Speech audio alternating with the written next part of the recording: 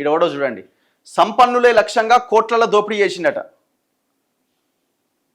Saldanha నివాసంలో మద్యం సీసాలు, వాడి బార్, ఇది ఇంట్లోనే బార్ అనమాట. ఇది మొత్తం వ్యాపార రుణాలు, రియల్ ఎస్టేట్ పెట్టుబడుల పేరుతో భారీగా మోసం చేసిండట. ఒకప్పుడు వీడు 8 ఏళ్ల కింద కూలీ అట, ఇప్పుడు మోసాలతో కోట్లకు పడగలెత్తిండట. ఒక కూలీ కోట్లకు పడగలెత్తిండి. ఎట్లా?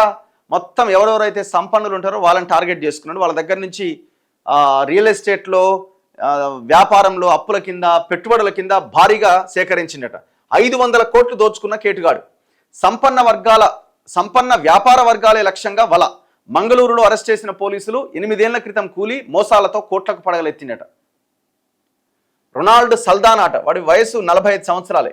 మంగళూరు నగర పోలీసులు అరెస్ట్ చేశారు. వ్యాపారులకు 600 కోట్ల వరకు అప్పులు ఇప్పించగల సత్తా ఉందని, ప్రభుత్వంలోనూ మంచి పలుకుబడి ఉందని నమ్మించి ప్రాసెసింగ్ ఫీజులు, లీగల్ క్లియరెన్స్ల పేరిట ఒక్కొక్కరి దగ్గర నుంచి 50 లక్షల నుంచి 4 కోట్ల వరకు గుంజిండట. దీంతో పాటు రియల్ ఎస్టేట్లో పెట్టుబడుల పేరిట కూడా మరికొందరిని మోసం చేసిండట. ఇలా 500 కోట్లకు పైగా మోసాలకు పాల్పడ్డాడు.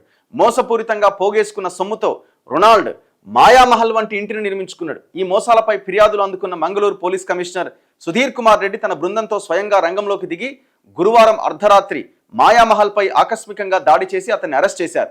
2016 వరకు కూలీ పని చేసుకుని పొట్టపోసుకున్న సల్దానా ఆ తర్వాత 8 ఏళ్ల కాలంలో అత్యంత సంపన్నుడిగా ఎదిగాడు. తనను తాను పారిశ్రామికవేత్తగా పరిచయం చేసుకుని డబ్బున్న వారిపై వల విసిరేవాడు. వందలాది ఎకరాల భూములు, అదే స్థాయి అప్పులు కావాలంటే తనను సంప్రదించాలని చెప్పి నమ్మించేవాడు. తొలుత మంగళూరులోని జమ్మినమగరు ప్రాంతంలోని తన ఇంటికి పిలిపించుకునేవాడు. అతడి నివాసం విదేశీ బ్రాండ్ల మద్యం, విదేశీ యువతుల సేవలను చూసి బాగా పలుకుబడి ఉందని వచ్చిన వారు నమ్మేవారు. ఇది డిమాండ్ అండ్ సప్లై బ్యాచ్ అన్నట్టు. ఇది అక్కడ కథమైపోతారు కదా. సో అట్లా వాడు ఏదైనా చేసాడు. ఇక ఇల్లు చూసి, ఆ కథ, వాడు పెట్టిన బ్రాండ్ మందు చూసి, ఈ లీడర్లకు ఏమో చదువు రాదు కదా, ఒక్కనికి కూడా.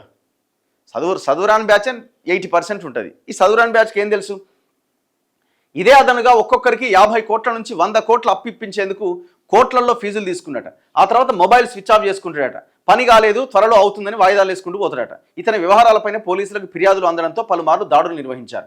పోలీసుల రాకను ఇంటి సమీపంలోని అత్యాధునిక సీసీ కెమెరాల ద్వారా పసిగట్టి రహస్య గదిలోకి వెళ్లి దాక్కునేవాడట. ఇలా పలుమార్లు తప్పించుకున్నట. మొత్తం రహస్యం అట. ఏనో గోడ ఉంటుంది, ఆ గోడలో డోర్ ఉంటుంది, అలా పోయి దాచుకుంటాడు. ఇక వాడు కనవాడు. ఇక ఇప్పుడు లీడర్లు మరి కంప్లైంట్లు ఇవ్వడం కూడా ఎంతో మంది ఉంటారు. ఎందుకంటే ఇప్పుడు వాడికి 100 కోట్లు ఇచ్చారు అనుకోండి, 50 కోట్లు ఇచ్చారు అనుకోండి, దాని లెక్క చెప్పాలి కదా. మళ్ళీ అంత క్యాషేనే.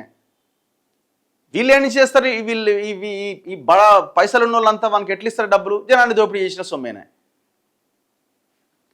అంతా రహస్యమే. మోసాలకు పాల్పడగా వచ్చిన సొమ్ముతో విలాసవంతమైన సౌకర్యాలతో మాయామహల్ నిర్మించుకున్నాడు.